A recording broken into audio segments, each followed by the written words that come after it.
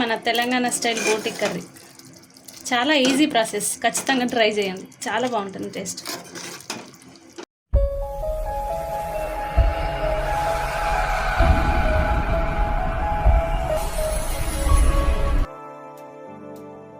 కావలసిన ఇంగ్రీడియంట్స్: కారం,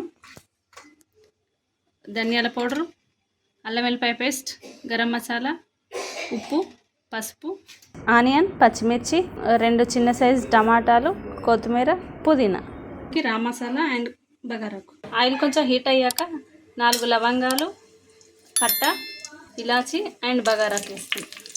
మసాలా అయిపోయిన తర్వాత ఆనియన్, పచ్చిమిర్చి కట్ చేస్తుంది.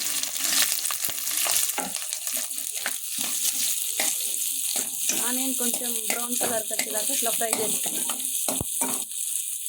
మంచిగా ఇట్లా క్లీన్ చేసుకున్న తర్వాత పసుపు, వేడి నీళ్ళు పెట్టుకొని ఇట్లా మంచిగా ఉడికించుకోండి. ఇట్లా క్లీన్గా అవుతుంది. మనం వేడి నీళ్ళు పెట్టేసి వంపేసుకోవడం వల్ల ఏమవుతుందంటే ఆ ఫ్యాట్ ఉన్నా కూడా వేడి నీళ్ళతో వెళ్ళిపోతుంది, ఇట్లా క్లీన్ అవుతుంది. నేను ఇట్లా మంచిగా మగ్గిన తర్వాత ఇందులో అల్లం వెల్లిపాయ పేస్ట్ వేస్తాను.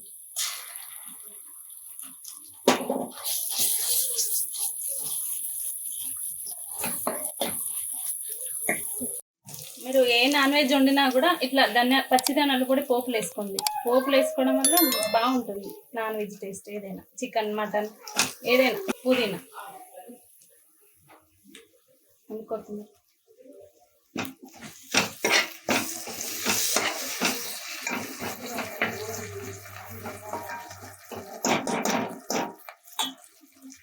పసుపు వేసుకోండి.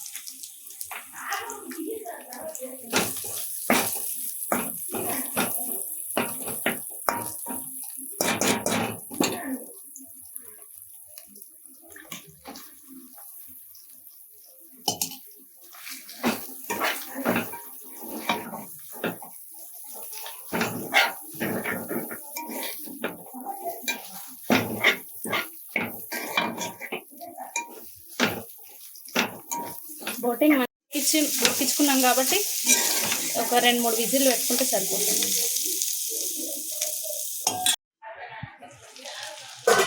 బోటి ఫ్రై అయింది ఇట్లా మంచిగా. కాకపోతే మీడియంలో పెట్టుకోండి, హైలో పెట్టకండి. ఇది టఫ్ ఉంటాయి బోటి, కొంచెం జాగ్రత్తగా ఉంటుంది. ఫ్రై అయిపోయింది మంచిగా. తర్వాత టమాటా యాడ్ చేస్తున్నాం.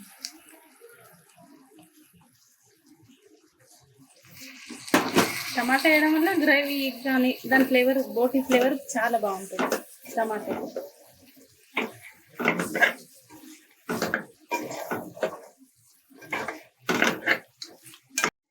టమాటా మగ్గింది, నేను కారం వేస్తున్నా.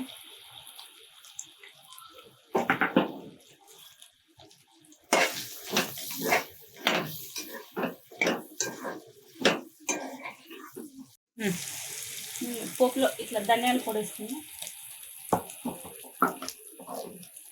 ధనియాల పొడి వేయడం వల్ల, పోపులో వేయడం వల్ల ఇది ఫ్లేవర్ పడుతుంది వీటికి.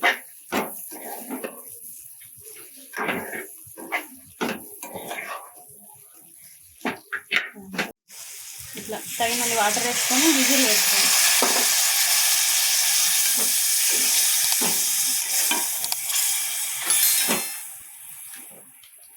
వాటర్ పోసాక ఇట్లా విజిల్ పెట్టండి.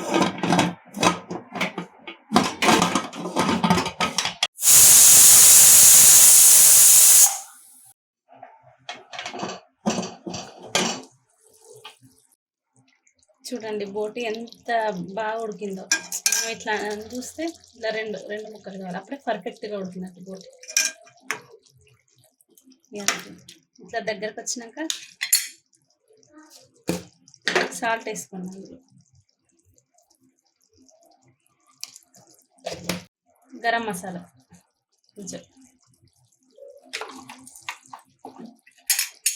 అండ్ ఫస్ట్ ఫైనల్గా ఇంతేనండి మన తెలంగాణ స్టైల్ బోటి కర్రీ. చాలా ఈజీ ప్రాసెస్. ఖచ్చితంగా ట్రై చేయండి, చాలా బాగుంటుంది టేస్ట్.